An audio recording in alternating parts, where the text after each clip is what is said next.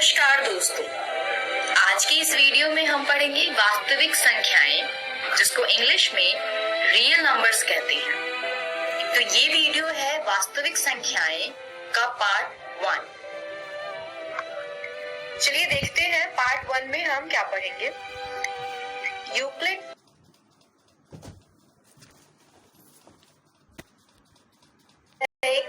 विभाजन प्रमेयिका का प्रमेय 1.1।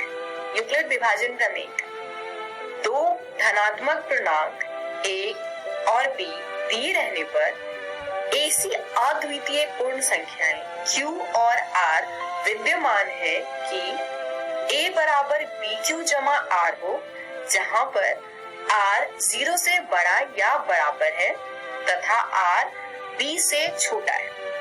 इसका अर्थ है कि कोई भी दो पूर्णांक दिया हो, धनात्मक पूर्णांक, तो हम ऐसी दो संख्याएं निकाल सकते हैं q और r, जिससे a बराबर bq जमा r एक जो समीकरण है वो सेटिस्फाई करेगा और r जो है, r यहाँ पर शेषफल दर्शाता है। r 0 से बड़ा होगा या बराबर होगा और r b से छोटा होगा। यूक्लिड विभाजन एल्गोरिथम दो धनात्मक पूर्णांकों का HCF परिकलित करने की एक तकनीक है। यानी HCF निकालने के लिए हम यूक्लिड विभाजन एल्गोरिथम का प्रयोग करते हैं।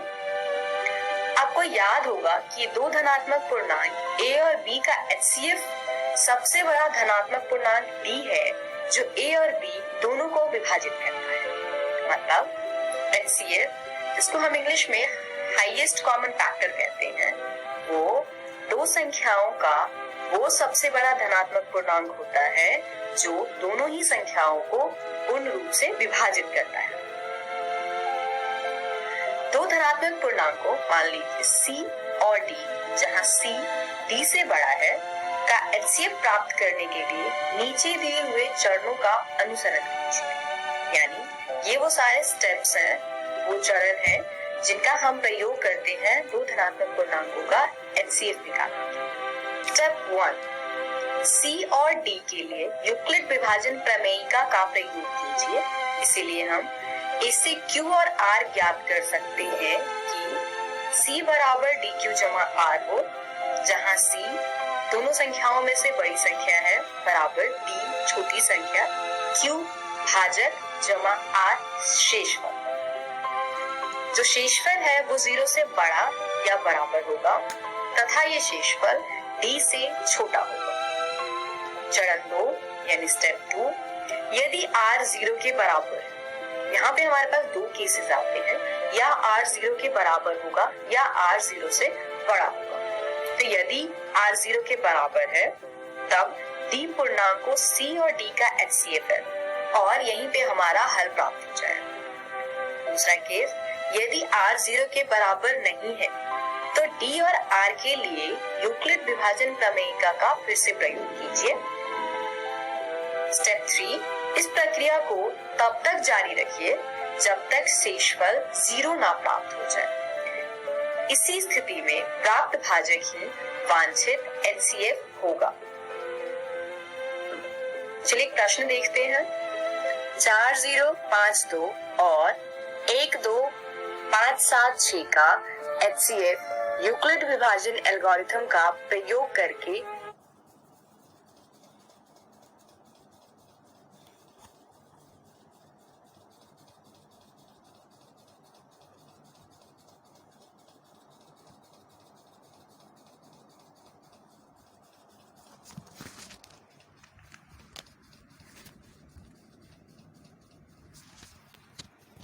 ज्ञात कीजिए।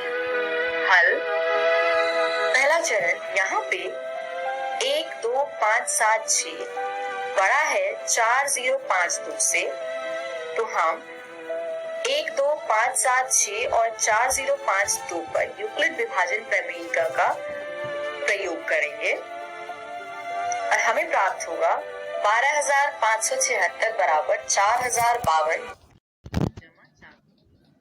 चलिए देखते हैं ये हमें कैसे प्राप्त करें। मार्क का साइन बनाएंगे, जो इन दोनों में से बड़ी संख्या है, भाज्य में लिखेंगे तथा जो छोटी संख्या है उसको भाजक की जगह लिखेंगे और इसको भाग देंगे। 3 बार में ये आएगा 12,156, तो घटाने पर हमें शेषफल 420 प्राप्त होता है। क्योंकि शेषफल 420 0 के बराबर नहीं है, इसीलिए हम 4052 और 420 के लिए यूक्लिड प्रमेयिका का प्रयोग करके निम्नलिखित प्राप्त कर सकते हैं। देखते हैं अब हम इसके आगे अगला स्टेप कैसे लेंगे। ये हमारा पिछला आंसर है।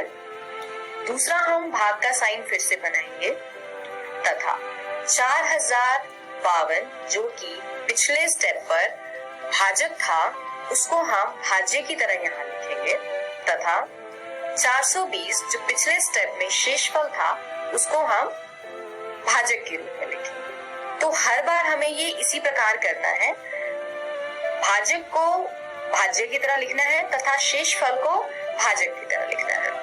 फिर हम इसको दोबारा भाग करेंगे। 9 बार में ये आता है 3780, घटाने पर शेषफल प्राप्त होगा 272। क्योंकि शेषफल 272 0 के बराबर नहीं है, तो हम 272 तथा 420 में दोबारा से यूक्लिड विभाजन प्रमेयिका का प्रयोग करेंगे। तो नए भाजक 420 और नए शेषफल 272 को लेकर यूक्लिड प्रमेयिका का प्रयोग करेंगे। इससे हमें प्राप्त होगा 420 बराबर 272 गुने में 1 जमा 148। इसमें हम फिर 420 को भाज्य के रूप में लिखेंगे तथा 272 को भाजक के रूप में लिखेंगे तथा एक आया हमारा भागफल। इसको भाग देने पर शेषफल प्राप्त होता है 148। नए भाजक 272 और नए शेषफल 148 पर यूक्लिड विभाजन प्रमेयिका का फिर से प्रयोग करेंगे और ये हम तब तक करते रहेंगे जब तक कि हमारा शेषफल 0 नहीं आता। अब 148 और 272 को लेते हैं और आगे हल करते हैं। इस पे फिर से यूक्लिड विभाजन प्रमेयिका का प्रयोग करने पर हमें 148 भाजक प्राप्त हुआ है तथा शेषफल 124 प्राप्त हुआ है, जिसपे हम फिर से यूक्लिड विभाजन प्रमेयिका का प्रयोग करेंगे। इससे ये आएगा 148 बराबर में 124 गुने में 1 जमा 24। हम नए भाजक 124 और नए शेषफल 24 पर यूक्लिड प्रमेयिका का प्रयोग फिर से करेंगे और इससे हमें मिलेगा 124 बराबर 24 गुने में 5 जमा 4। अब नया भाजक है 24 और नया शेषफल है 4। इस पर हम यूक्लिड विभाजन प्रमेयिका का प्रयोग करेंगे। क्योंकि ये लास्ट स्टेप है इसलिए इसको डिटेल में देखते हैं। अब 24 को हम भाज्य की जगह पर लिखेंगे तथा 4 को भाजक की जगह पर लिखेंगे। 4 में अगर हम 6 से गुना करते हैं तो 24 प्राप्त होगा, यानी इस स्टेप पर हमारा जो उत्तर है, जो शेषफल है, वो 0 आता है।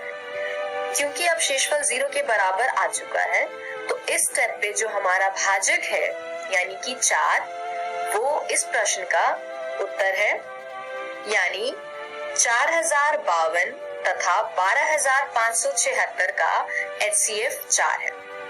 इस वीडियो में हमने सीखा यूक्लिड विभाजन प्रमेयिका।